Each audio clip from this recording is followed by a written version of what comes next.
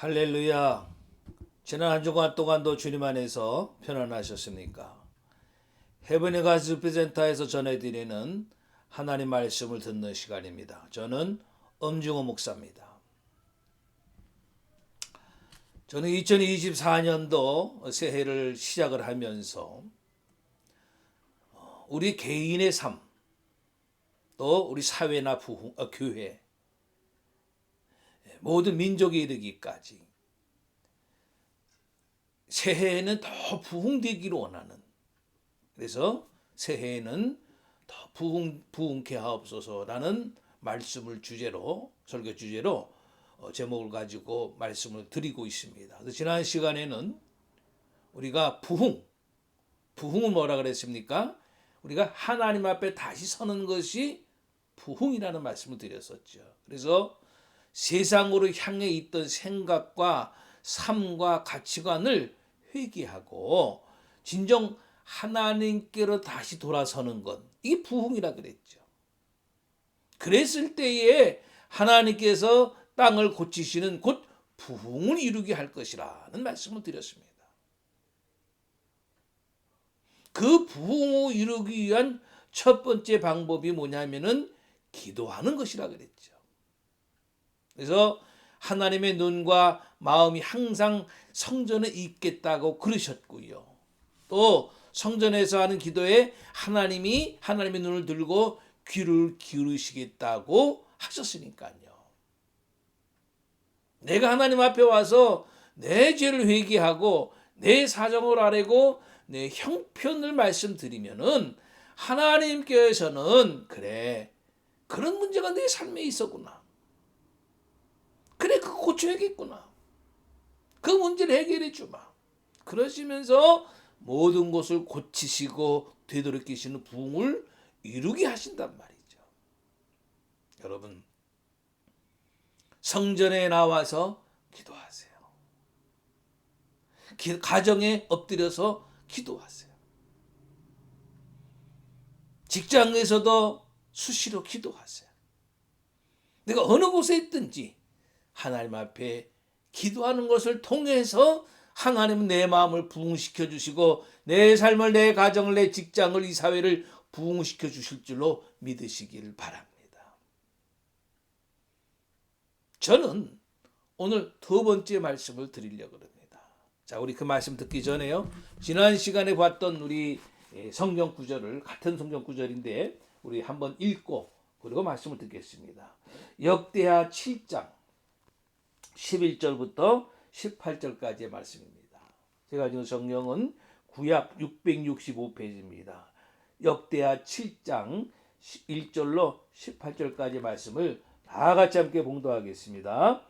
솔로몬이 여호와의 전과 왕궁 건축을 마치고 솔로몬의 심중에 여호와의 전과 자기의 궁궐에 그가 이루고자 한 것을 다 형통하게 이루니라.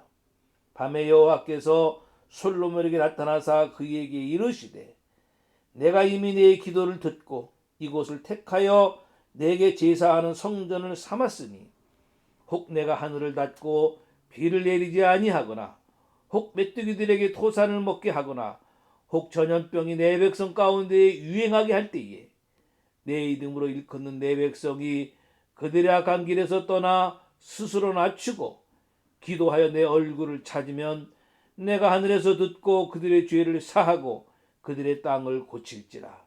이제 이곳에서 하는 기도에 내가 눈을 들고 귀를 기울이리니 이는 내가 이미 이 성전을 택하고 거룩하게 하여 내 이름을 여기에 영원히 있게 하였음이라. 내 눈과 내 마음이 항상 여기에 있으리라. 내가 만일 내 앞에서 행하기를 내 아버지 다윗의 행한 것과 같이 하여 내가 내게 명령한 모든 것을 행하여 내 율례와 법규를 지키면 내가 네 나라 왕위를 견고하게 하되 전에 내가 내 아버지 다윗과 언약하기를 이스라엘을 다스릴 자가 내게서 끊어지지 아니하리라 한 대로 하리라. 아멘.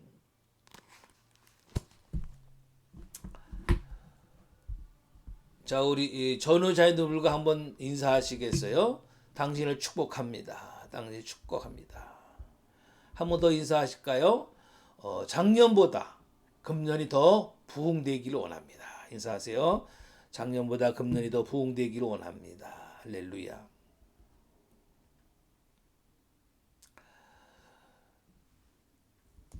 저는 오늘 하나님 앞에 우리가 부흥되기를 원하고, 그리고 우리의 삶이 부흥되기를 원하는 두 번째 말씀을 드리려고 합니다. 오늘 14절 중반절 말씀을 보면 이런 말씀이 있습니다. 스스로 낮춰라, 겸손하라는 겁니다. 교만한 사람의 두드러진 특징 가운데 하나는 뭐냐면 자기밖에 모른다는 거죠. 오직 자기만 보이는 거예요. 지독한 자기중심주의, 철저한 이기주의가 바로 교만 아닙니까? 그래서 교만한 사람들은요, 하나님이 잘 보이지 않는 겁니다. 하나님이 필요 없고요, 사람도 보이지 않는 거예요. 사람을 사랑하거나 이해하거나 배려하지 않고 배려하지 않죠. 이것이야말로 부흥의 큰 장애이고 걸림돌이 되는 거예요. 반대로 겸손한 사람들은 그렇지 않죠. 자기도 보지만은 하나님을 가장 크게 보는 겁니다. 그리고 너무도 사랑하시는, 하나님이 사랑하시는 사람들을 귀하게 생각한단 말이죠. 겸손한 사람.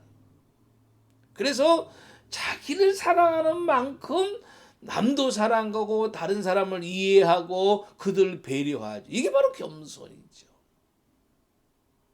이런 사람이 모인 곳에 하나님의 위로가 있고 분명 부흥이 있는 거죠.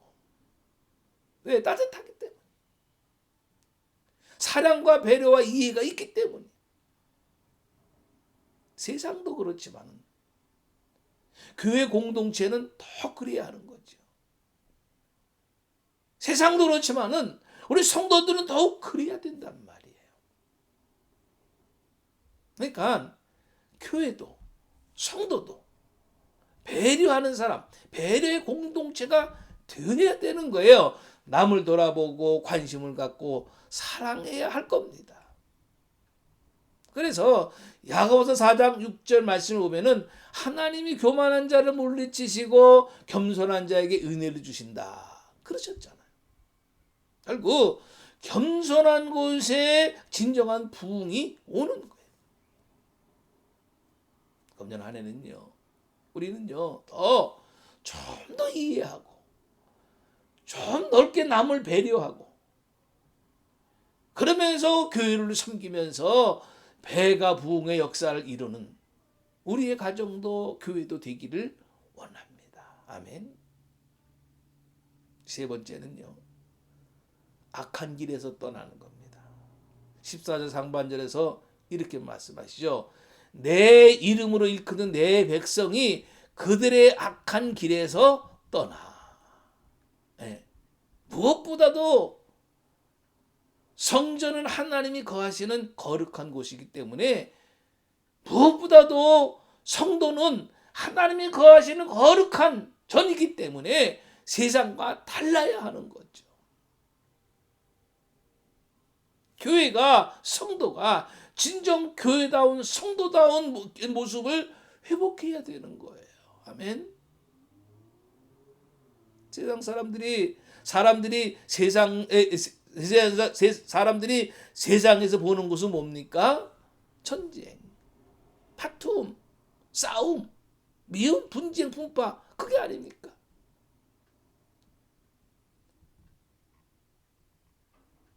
그런 것들을 보면서 정말 지긋지긋한 사람들이, 그런 것을 보면서 지긋지긋한 사람들이 교회로 모이고 성도들을 대하고 그러는 건데, 그런 것이 성도들에게, 교회에게 또 그런 세상 사람들과 똑같은 모습들이 벌어져서야 되겠는가 말이죠. 하나님을 사랑한다고 고백하는 사람들이 모인 교회, 하나님을 사랑한다고 고백하는 성도들, 네? 그런 성도들에게 그런 교회에 그런 일, 세상 사람 같은 일들이 있어서 안 되지 않겠습니까? 그런 일들이 없어져야 하는 거 아니겠어요? 아무리 세상이 악해도 성도는 선한 길을 힘써야 하고요. 세상이 아무리 더러워도 성도는 깨끗하고 거룩하기를 바라야 할 겁니다. 아멘. 바로 그런 성도가 모인 교회에, 바로 그런 모습을 가지고 있는 성도들에게 가고 싶고, 그들과 얘기하고 싶고, 그들과 사귀고 싶고, 그랬을 때에 성도들의 가정의 사업이, 그랬을 때에 교회가 부흥되지 않겠어요? 아멘. 부흥을 이루기 위한 중요한 한 가지 모습은 더 이겁니다. 이스라엘 신앙의 핵심은 뭐냐면은 쇠마 이스라엘이에요. 이스라엘아 들으라.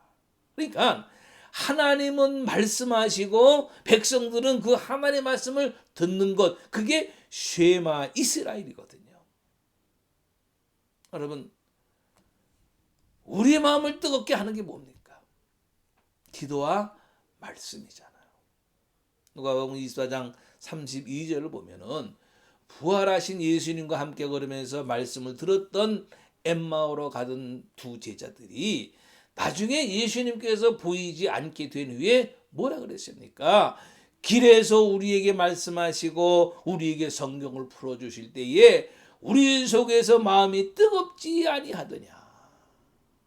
예레미야 5장 14절에서도 내가 내 입에 있는 나의 말로 불이 되게 하고 그랬거든요. 그러니까 말씀이 불인 거예요. 말씀이 불인 거예요. 말씀이 내 마음에 부흥을 일으키는 불이 되는 겁니다. 그리고 그 말씀을 가지고 기도하는 거예요. 말씀이 없는 기도는 잘못될 가능성이 있고요. 말씀만 있고 기도가 없으면 차가워지는 거예요. 제가 지난번 최경주 골프 선수 자서전 코리안 탱크 최경주라는 책을 읽고 잠시 말씀드린 적이 있죠. 그 책 내용 중에 하나인데요. 골프 황제 타이거 우즈가 호스트가 되어서 AT&T 내셔널 대회를 주최한 겁니다. 그 대회에 최경주 선수가 참가했어요. 1, 2라운드를 선두로 달리게 됐고요.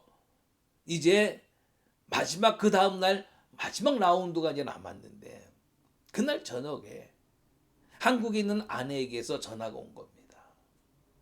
내일 마지막 라운드도 잘 될 거야 여보. 그러면서 요한복음 15장 16절 말씀을 외우고 시합에 나가면 도움이 될 거라. 그렇게 얘기를 하는 겁니다.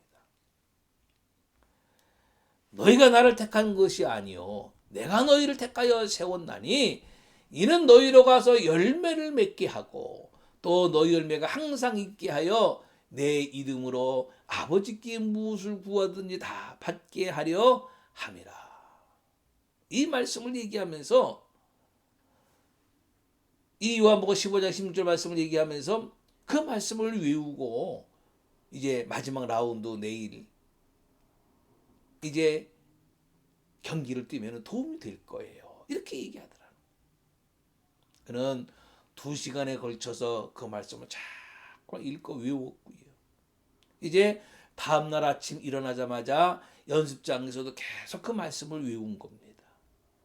이제 마지막 홀만 남기고 2위에 3타 앞선 선두로 우승을 눈앞에 두고 있었을 때에 이제 마지막 18홀을 뛰게 되었어요.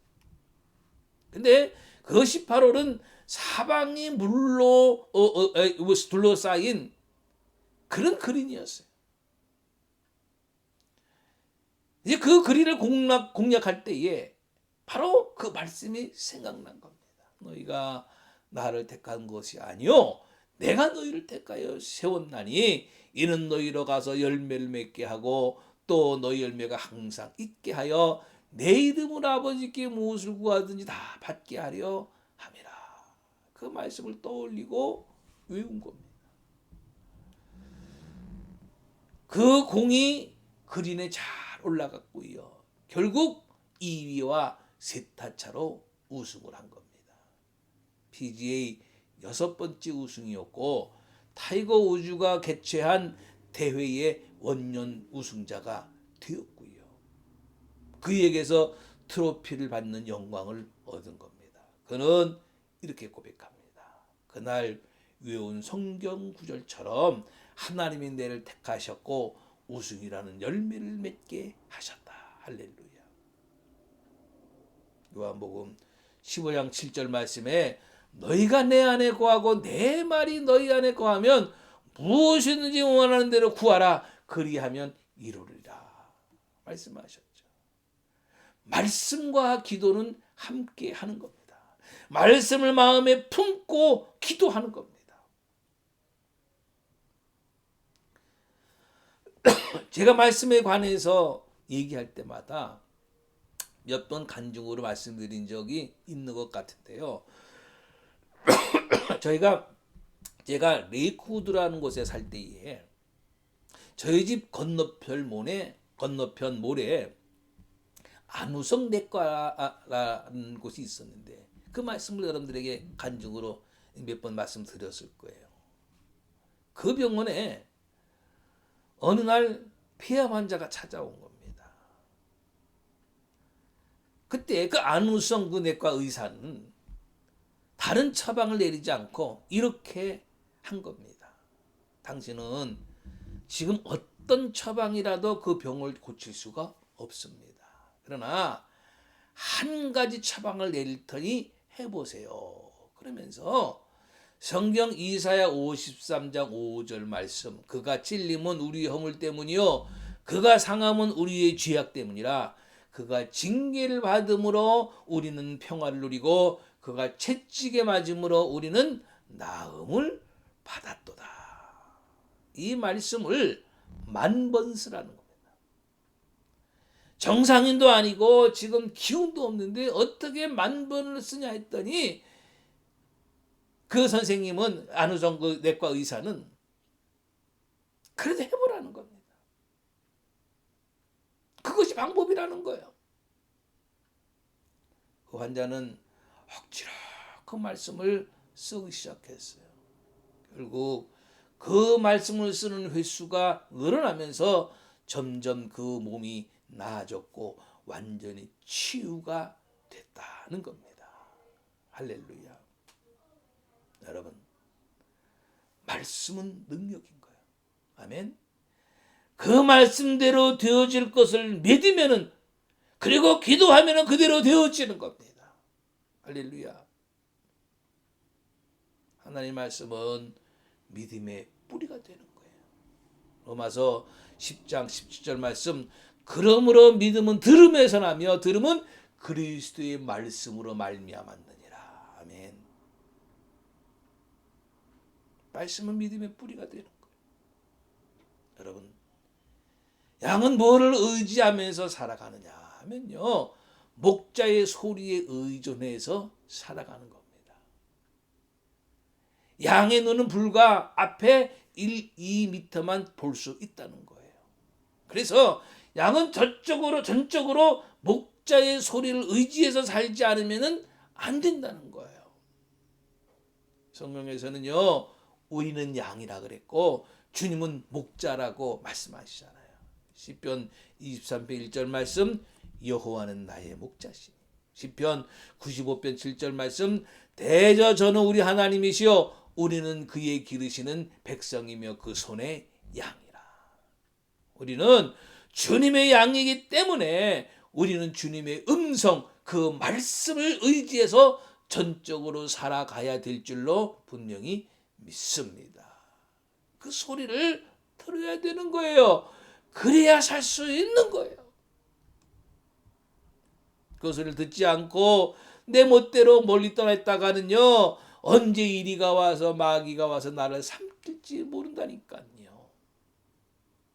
아무리 큰 태풍이 오고요, 아무리 큰 고난이 와도요, 아무리 요란한 세상에 내가 있다 할지라도 주님의 음성이 들려지면 되는 겁니다. 그러면은 살 수 있게 되는 거예요. 아멘. 누가 뭐래도 주님의 양은 주님의 소리를 들을 수 있어야 되는 줄로 여러분들 꼭 믿으시기 바랍니다. 그래서요, 말씀이 없으면 소망이 없고 말씀이 없으면 미래가 없는 겁니다. 교회가 왜 중요하다 그랬습니까? 하나님의 말씀이 들려지는 곳이기 때문에 중요하다 그랬죠. 여러분, 성전에 오셔서 하나님의 말씀을 듣는 것이 벌써 마음의 부흥을 이루기 위한 첫걸음임을 저는 분명히 믿습니다.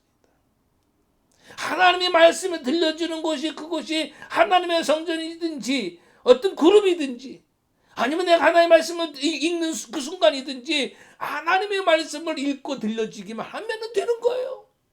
그러면은 마음의 부흥이 이루어지고 우리 삶의 부흥이 이루어지는 거예요. 할렐루야. 왜 마귀가 교회를 무너뜨리려 하느냐? 왜 신천지 같은 마귀 앞잡이들이 교회에 들어와서 교회를 무너뜨리려고 하느냐? 교회를 분열시키고 깨지게 만들고 성도 간에 서로 상처를 줘서 교회를 떠나게 하고 말이죠. 왜 그런다 그랬습니까? 그것은 교회를 무너뜨리고 교회를 떠나게 해서 하나님의 말씀 그 음성을 못 듣게 하려는 거란 말이죠. 여러분, 그래서요, 성도는요, 교회는요, 건강해야 돼요.